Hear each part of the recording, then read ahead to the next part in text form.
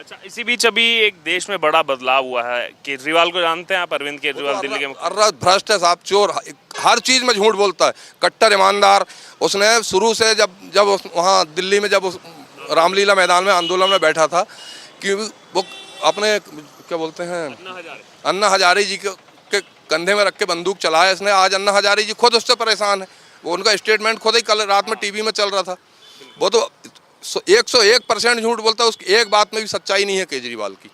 और भेज दिया है, 6 दिन की रिमांड पर भेज दिया है यहाँ। वो तो जाएगा, उसका खेल खत्म है। वो सिसोदिया वो मंडली लगेगी उनकी वहीं तिहाड़ में, अब उनका खत्म हो गया। अब अच्छा, इसमें कांग्रेस का प्रकरण समझ नहीं आ रहा है। वो जब ये अलग थे तो कांग्रेस कहती थी हम ही ने ये भ्रष्टाचार उजागर किया, ये शराब घोटाला, हमें क्रेडिट देना चाहिए जनता को। और अब वो उसी शराब घोटाले में जब अंदर जा रहे हैं तो कांग्रेस उनके साथ खड़ी है। तो ये कांग्रेस का डबल स्टैंडर्ड समझ। चोर चोर मौसेरे भाई सर, चोर चोर मौसेरे भाई हैं ये तो, सब मिले हुए हैं अंदर से। इनको क्या कांग्रेस है, सत्ता की लोलुपता है इनको कि सत्ता हमको कहीं से भी मिले। तो केजरीवाल के कंधे में बंदूक रख रहे हैं जी। बाकी ये सफल नहीं हो पाएंगे, बिल्कुल नहीं। कांग्रेस तो बनना ही नहीं है ना, कभी भविष्य में खत्म, जीरो में जा रही है। हमेशा लूट खसोट। हमारा सिवनी तो कांग्रेस का पहले गढ़ था। नरेंद्र मोदी अच्छा व्यक्ति है और उसकी योजनाएं भी अच्छी हैं, उसका उद्देश्य भी अच्छा है। जिस प्रकार से अगले मान लो पिछले 10 साल से जो विकास के कार्य हो रहे हैं, उस हिसाब से मोदी गवर्नमेंट आना चाहिए। माहौल बड़ा बीजेपी के पक्ष में है। तीसरी बार आर्थिक व्यवस्था सुधरी हुई है, योजनाएं पहुंच रही हैं गरीबों के पास। सिवनी का जो क्षेत्र था जहां सांसद सीट है, उसको तो समाप्त कर दी सरकार ने। सिवनी का विकास कहां से हो पाएगा ऐसी स्थिति में? तीसरी बार मोदी जो व्यवस्था जो उन्होंने जो बनाए हैं वो बहुत अच्छी चल रही है। उसके पहले तो किसान लोग में, हम किसान हैं, बिजली की इतनी समस्या, पानी की समस्या, लेकिन उनके रहते में हर चीज मतलब अवेलेबल है, किसी प्रकार की कोई समस्या नहीं है। सरकार की जो योजना है वो ग्राउंड तक नहीं पहुंच पा रही। सिवनी में कोई विकास नहीं है। कमेंट असुर शक्ति बता रहे हैं मोदी सरकार को राहुल गांधी। वो खुद असुर है सर। आज तक सर एक बात बताइए, आपने आपको राहुल ये टीका और जनेऊ बताता राहुल गांधी, अब तक आपने राहुल को कभी रक्षाबंधन मनाते देखे हैं? राहुल को कभी प्रियंका ने राखी बांधते कभी टीवी उसमें चला है? कभी देखे हैं आपने?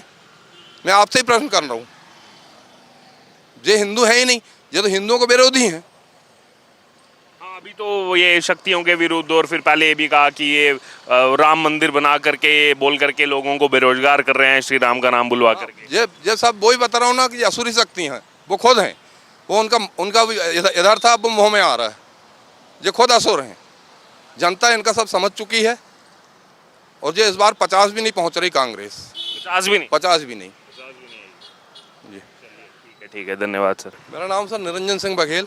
कहाँ के रहने वाले? मैं यहीं बाजू में गांव है मेरा, लोनिया ढेंकी गांव है मेरा, लोनिया पंचायत है। मैं भूतपूर्व सरपंच संघ का मैं ब्लॉक अध्यक्ष भी रहा हूँ, दिव्यांग संघ का जल अध्यक्ष हूँ। अच्छा, अभी सर क्या माहौल लग रहा है इस बार चुनाव? और यह सर मोदी फिर से तीसरी बार। तो क्यों, क्या कारण है मोदी के साथ? क्यों? उनके कारण ये है कि जो व्यवस्था जो उन्होंने जो बनाए हैं वो बहुत अच्छी चल रही है। उसके पहले तो किसान लोग में, हम किसान हैं, बिजली की इतनी समस्या, पानी की समस्या, लेकिन उनके रहते में हर चीज मतलब अवेलेबल है, किसी प्रकार की कोई समस्या नहीं है। तो जैसे आप दिव्यांग भी हैं, तो कुछ काम किया है सरकार ने दिव्यांग जनों के लिए? आप बता रहे हैं जैसे आप ऑर्गेनाइज। दिव्यांगों के लिए तो अभी तक कुछ नहीं किया है। अब यही यात्रा में छूट है और पेंशन दे रहे हैं, बाकी आगे और कुछ करना चाहिए, यही अपेक्षा है। बाकी कांग्रेस सरकार से भी अपेक्षा है, अगर कांग्रेस की कांग्रेस तो बनना ही नहीं है ना, कभी भविष्य में खत्म, जीरो में जा रही है। जीरो में जा रही है। तो क्या कारण है इसके पीछे? देश की सबसे पुरानी उनने जो पहले जो अति किए हैं, हमेशा लूट खसोट। हमारा सिवनी तो कांग्रेस का पहले गढ़ था। अच्छा, ये कांग्रेस का गढ़ था। नागपुर से गार्गी शंकर आके यहाँ से 3-4 बार लोकसभा जीता है, लेकिन उसके बाद से एकदम से उसने पलटी खाए। और भाजपा जो काम कर रहे हैं, जैसे हमारे यहाँ सांसद इसके पहले प्रहलाद जी रहे, तो जो अपने केडी भाऊ रहे, बोध सिंह भगत जी रहे वो बालाघाट से, अभी ढाल सिंह जी रहे हैं अभी वर्तमान में। वो बहुत अच्छे, उन्होंने लोगों से मेल जोल, आना जाना, लोगों की समस्याएं का निदान करना, बहुत अच्छा रहा उनका कार्यकाल। बीजेपी ने इस बार महिला प्रत्याशी को उतारा है पहली बार, और एक पार्षद हैं वो बालाघाट में वार्ड नंबर 22 से। तो पार्षद से सीधे संसद का टिकट दिया गया बीजेपी। पार्षद के साथ साथ सर उसका पहले वो जिला पंचायत सदस्य भी रही हैं 2 बार। उनका, मेरा बोरिंग का भी काम है, तो उनसे मैं पहले से जुड़ा हुआ हूँ। और उनका जो क्षेत्र वो जिला सदस्य रही, वहाँ भी लोगों से मैं संपर्क में हूँ। उन लोगों ने बताया कि भैया इनका कार्यक्रम बहुत अच्छा, भी 4 दिन पहले आई भी थी वो मुलाकात करने हम लोगों से। मिल के भी गई हैं, व्यवहार से भी बहुत अच्छी हैं। लगता हमको अपेक्षा है उनसे कि वो करेंगे कुछ हमारे जिले के लिए। अच्छा, मध्य प्रदेश की 29 सीटों हैं, 29 सीटों का क्या लग रहा है? इस बार तो भाई साहब 29 की 29 भाजपा को जा रही हैं। छिंदवाड़ा भी डाल दिया आपने। इस बार छिंदवाड़ा तो मैं छिंदवाड़ा में हर गांव, छिंदवाड़ा के जितने भी गांव हैं सब गांवों से मेरे संपर्क में हैं। पहला कि मेरे पास मेरा बोरिंग का काम है और दूसरा मेरे पास रेस की बैल जोड़ी है।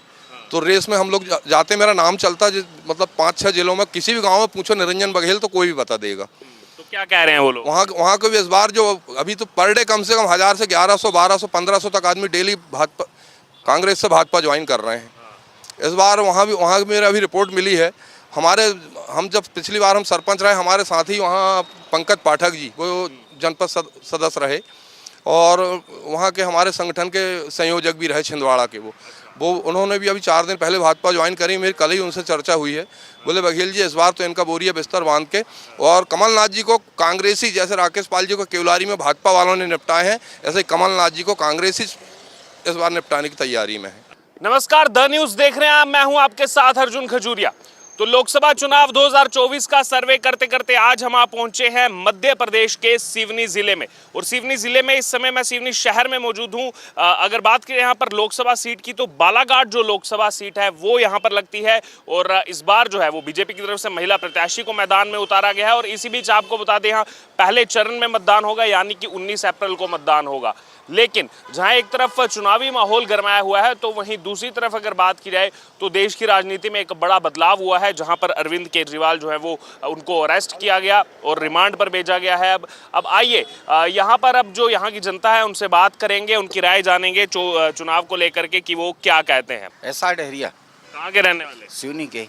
सिवनी के। हाँ। क्या है माहौल चुनाव का इस बार? माहौल का चुनाव क्या रहेगा, अभी सिवनी का जो क्षेत्र था जहाँ सांसद सीट है उसको तो समाप्त कर दी सरकार ने। वो तो डिलिमिटेशन के समय होता है ना। नहीं, पर यहाँ जो है सिवनी को तो हटा दिया गया ना सांसद सीट। सिवनी का विकास कहाँ से हो पाएगा ऐसी स्थिति में? बालाघाट सीट लगती है। बालाघाट ये आधा बालाघाट को दे दिए, आधा मंडला जिला को दे दी गया। तो ये तो 2008-2009 में हुआ था। नहीं होना चाहिए था ना। जो पहले से यहाँ जो सांसद सीट थी उसको नहीं हटाना था। अब तो फिर डिलिमिटेशन होगी, फिर बदलाव होगा कुछ ना तो होना चाहिए बिल्कुल। हाँ, यहाँ कुछ। से मैं चुनाव का पूछ रहा हूँ, चुनाव का क्या माहौल है? चुनाव के विषय में अभी जानकारी नहीं है। तो फिर भी कोई आपकी पसंदीदा मोदी सरकार या राहुल गांधी? नहीं, मोदी सरकार आना चाहिए तीसरी बार। हाँ। क्यों चाहते हैं आप मोदी सरकार आए, कोई कारण? वे इसलिए आना चाहिए क्योंकि जो जिस प्रकार से अगले मान लो पिछले 10 साल से जो विकास के कार्य हो रहे हैं उस हिसाब से मोदी गवर्नमेंट आना चाहिए। तो यहाँ भी इस क्षेत्र में योजनाएं पहुंची सरकार की? योजनाएं बराबर आ रही हैं यहाँ। जैसे कि अभी सिवनी में ये वाली जो रोड है इसमें 4 लाइन, शहर के अंदर से 4 लाइन रोड जा रही है। हाँ, तो ये तो डेवलपमेंट है ही। हाँ, तो ये मोदी गवर्नमेंट के शासन में हो रहा है। लेकिन ये फिर विपक्ष बार बार ये कहता रहता है कि काम नहीं किए 10 साल में, कुछ जो है सब बर्बाद कर दिया। नहीं, काम में हुए हैं लेकिन सिर्फ 2 चीज़ों में गवर्नमेंट नहीं काम कर रही है। एक जो बेरोजगारी है, शिक्षित बेरोजगारी जो बहुत ज़्यादा, हर साल लाखों बच्चे निकल रहे हैं ग्रेजुएट होके और उनको जॉब नहीं मिल रही है। हाँ, जैसे तैसे जॉब निकलती है तो भ्रष्टाचार उसमें बहुत ज़्यादा हो रहा है। ठीक है।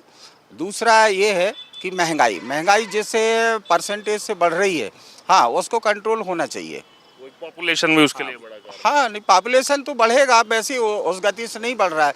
जैसे पिछली बार अभी 1 हफ्ते पहले जो पॉपुलेशन दिया गया था कि भाई उस समय 1947 में इतने % हिंदू थे। हाँ, आज ये उनकी संख्या और कम हो रही है। दूसरा जो अदर हैं उनका परसेंटेज बढ़ते जा रहा है। तो पॉपुलेशन ऐसा कुछ नहीं है कि मान लो जो है, लेकिन बेरोजगारी बहुत ज़रूरत से ज़्यादा है। लेकिन कहीं ना कहीं नियंत्रण उस पर भी जरूरी है, उस पर भी होना चाहिए। नहीं, नियंत्रण तो होना चाहिए लेकिन सबसे मेन चीज़ है बेरोजगारी। आज लाखों बच्चे निकल रहे हैं। तो वही तो, वो पॉपुलेशन से ही तो रेशो निकल रही है उनकी। नहीं, पॉपुलेशन से निकल रही, लेकिन पहले भी तो रोजगार मिलते थे ना। हाँ, हर विभाग में। आज बताइए आप, ऐसे 3-4 ऐसे विभाग हैं जिसमें भर्तियाँ टोटल बंद कर दी गवर्नमेंट ने। हैं, जैसे RES हो गया, PHE है, PWD विभाग है, इनमें भर्तियाँ टोटल बंद कर दी गवर्नमेंट ने। जहाँ मान लो 50-50 एक ऑफिस में 50 कर्मचारी। 140 करोड़ जनसंख्या को सरकारी नौकरी तो नहीं दे सकते ना। आज हम स्टार्टअप इंडिया देख ले, मुद्रा योजना देख ले, उसमें तो कितने करोड़ों लोग उसमें जो है वो अपना काम खोल रहे हैं। बिल्कुल सही है, कि 140 करोड़ को नहीं दे सकते, लेकिन उसका परसेंटेज भी तो आना चाहिए कि भाई 10% को दे रहे हैं कि 15% को दे रहे हैं कि 5% को दे रहे हैं। ये तो 1% को भी नहीं दे रहे हैं ना। भाई गवर्नमेंट जो है डिपार्ट हैं उनमें भर्ती टोटल बंद है।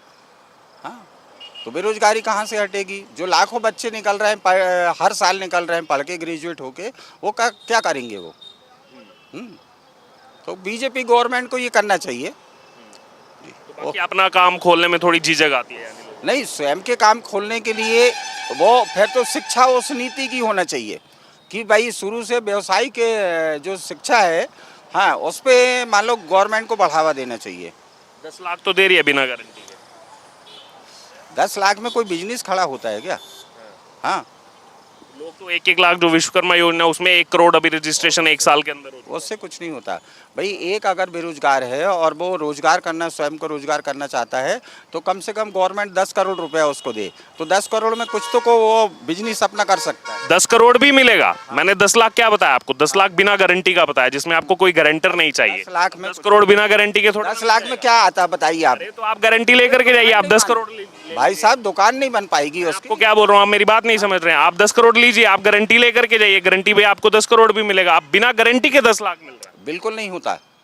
हाँ, ये जैसे मान लीजिए अगर कोई बच्चा है वो अंत व्यवसायिक ऑफिस जाता है या फिर जिला उद्योग से अपना केस तैयार करता है, तो वो अधिकारी कहते हैं कि आप बैंक जाइए, बैंक वालों से पहले संपर्क करिए कि वो आपको लोन देना चाहते हैं कि नहीं।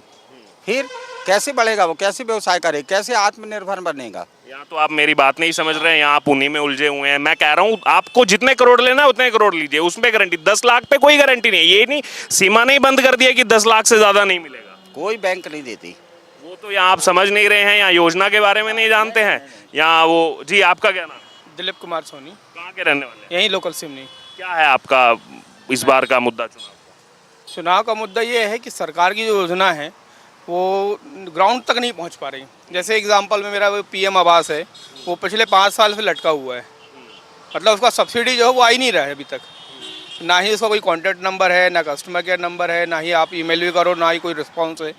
मतलब योजनाएं अच्छी हैं लेकिन ग्राउंड तक आने में भी अभी समय लग रहा है। तो यहाँ मतलब किसी को आवास योजना का लाभ नहीं पहुँचा? नहीं, मिला है। मैं ये बोल रहा हूँ कि जैसे कुछ बूंदें ऐसी गिरी तो कुछ में पड़ गई, कुछ में नहीं पड़ी, तो वो कहानी है यहाँ पर। तो मतलब आधों को मिला, आधे वंचित। हाँ, ये बोल सकते हैं आप। और बाकी चीज़ों में इंफ्रास्ट्रक्चर, रोड्स और बाकी सब काम? बाकी तो बहुत बढ़िया है, लेकिन हम अपनी बात करें जैसे सिवनी के रहने वाले, तो हमारा दुख यही है कि हमारा ना अभी तक कोई मंत्री बना इतने सालों में, और ना ही हमारे क्षेत्र का विकास हुआ। अपन पर्टिकुलर सिवनी की बात करें, ये तो मेरा व्यक्तिगत हो गया। अब अपन सिवनी की बात करते हैं तो हमारे क्षेत्र का विकास बिल्कुल नहीं हुआ। आज एज़ कम्पेयर टू बालाघाट ऊंचाइयों में है, छिंदवाड़ा ऊंचाइयों में है, मंडला ऊंचाइयों में। मतलब उसमें भी आप कह रहे हैं कि जो बालाघाट में जैसे 8 विधानसभाएं आती हैं, 2 सिवनी की आती हैं, तो मतलब सिवनी से रिप्रेजेंटेशन होना चाहिए। सिवनी विधानसभा क्षेत्र है, लेकिन लोकसभा क्षेत्र की बात करें अपन, तो लोकसभा क्षेत्र जो कि अभी आने वाला चुनाव है, तो अपना सिवनी जो है वो एक प्रकार का सौतेला व्यवहार किया जाता है। क्योंकि विधायक तो यहाँ का है लेकिन सांसद कहाँ का है? मंडला। हम जो है 2 भागों में बट गए हैं। तो सर डिलिमिटेशन के समय हुआ था 2008-2009 में, वो फिर से डिलिमिटेशन होगा, फिर से बदलाव होगा सब सीटों? नहीं, पर वो तब होगा। लेकिन अभी की अपन बात करें, अभी वर्तमान में अपन जी रहे हैं, अभी की बात करें तो देखा जाए तो हम जो है आधा मंडला में हैं और आधा बालाघाट में है। तो इस चुनाव में आप बदल नहीं सकते, जब तक डिलिमिटेशन नहीं होगा तब तक वो बदलाव हो ही नहीं सकता। सबसे बड़ी बात तो ये है कि डिमिलिटाइजेशन जो आप बोल रहे हैं, वो जब होगा वो तभी होगा, वो समय से पहले नहीं हो सकता। हाँ, वो पहले होना चाहिए। नहीं हो सकता, वो क्राइटेरिया नहीं है, वो सरकार का वो विषय ही नहीं है, वो चुनाव आयोग करता है। नहीं होगा ही तब जब, अगर 2026 में प्रस्तावित है तो होगा ही तभी। नहीं, करने की मनसा होगी तो होगा ना। चलिए ठीक है, वो नहीं, आप जितना उस बारे में समझ जिस तरीके से छीना गया था उस तरीके से वापस लाया भी जा सकता है। चलिए हटाइए, ये एक सेकेंडरी मैटर है विकास की। तो क्या मंडला में विकास है? वो वहाँ पर भी है, लेकिन हम अपनी सिवनी की बात करें तो हमारे सिवनी में कोई विकास नहीं है। एग्जाम्पल में आप समझिए, जो मेडिकल कॉलेज है आज के, क्यों चाचा, 5 साल पहले क्या हुआ? नींव रखी गई। 5 साल बाद अभी चुनाव आया तो क्या हुआ? उनका बिल्डिंग तैयार हो गई। अब अगले 5 साल बाद क्या होगा कि वहाँ पर डॉक्टर्स आने चालू होंगे। फिर इसके 5 साल बाद क्या होगा? वहाँ पर इलाज होना चालू होगा। मतलब 20 साल में यदि आपको ये योजना का लाभ मिल रहा है तो आप बताइए, लड़का यदि 1 साल का है तो 20 साल होने के बाद वो चुनाव देने के लिए योग्य हो जाता है, तब जाके विकास हो रहा है। तो इसको क्या अपन, किससे उम्मीदें हैं इस बार, आप किसको चुनना चाहते हैं? नहीं देखिए, मैं तो व्यक्तिगत बताऊं आपको, मैं एक हिंदू हूँ और या पर्टिकुलर अपन ऐसी भी बात करें, नरेंद्र मोदी अच्छा व्यक्ति है और उसकी योजनाएं भी अच्छी हैं, उसका उद्देश्य भी अच्छा है। लेकिन हम अपने क्षेत्र की बात करें, कहीं ना कहीं इन लोग को समझना चाहिए कि ना अभी तक हमारे यहाँ एक मंत्री रहा, चाहे लोकसभा क्षेत्र में हो चाहे विधानसभा क्षेत्र में हो, एक आध मंत्री तो एटलीस्ट होना चाहिए ना, तभी तो क्षेत्र का विकास होगा। बालाघाट में आप देखो कितने मंत्री रहे, विधानसभा क्षेत्र में भी रहे, लोकसभा क्षेत्र में भी रहे, लेकिन हमारे यहाँ मंत्री पद किसी को नहीं मिला अभी तक। तो अभी यानी कि इस बार सीधे लड़ाई है वो संसद चुनाव में सीधे की मंत्री पद की। हाँ, मंत्री पद मिलेगा, कम से कम क्षेत्र का विकास होगा। और अभी उम्मीद बहुत थी कि विधायक जी जो है वो मंत्री बनेंगे तो हमारे क्षेत्र का विकास अच्छा होगा। पता नहीं क्यों वो जाते जाते बहुत दूर हो गए, मंत्री पद मिला नहीं। तो हमें उनसे एक्सेप्टेशन थी कि शायद उनको मंत्री पद, लोकसभा में है थोड़ा कि आप बोल नहीं सकते, यदि मंत्रिमंडल विस्तार होगा तो शायद मिल भी जाए उनको, पर होना चाहिए, कम से कम यहाँ का एक मंत्री होना चाहिए। आदमी वही पुरानी बातें करता है कि विमला वर्मा थी तब बहुत अच्छा था, हरवंश सिंह था तब बहुत अच्छा था, तो ये सब पुरानी बातें हैं। अब हम सुन के बोर हो गए।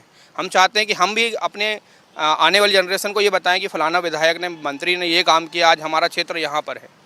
आप देख रहे हो रोड वगैरह सब वैसी ही है।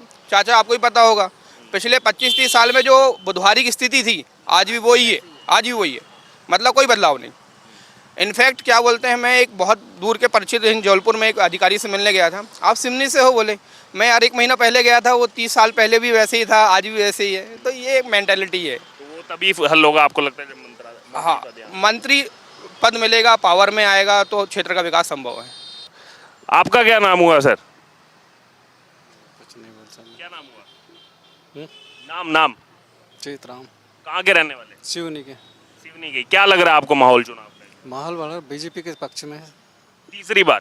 तो क्यों हैं लोग बीजेपी के पक्ष में, क्या कारण नजर आता है? विकास की गति तेज हुई है, आर्थिक व्यवस्था सुधरी हुई है यानी कि विकास हो रहा है यहाँ पर, जी।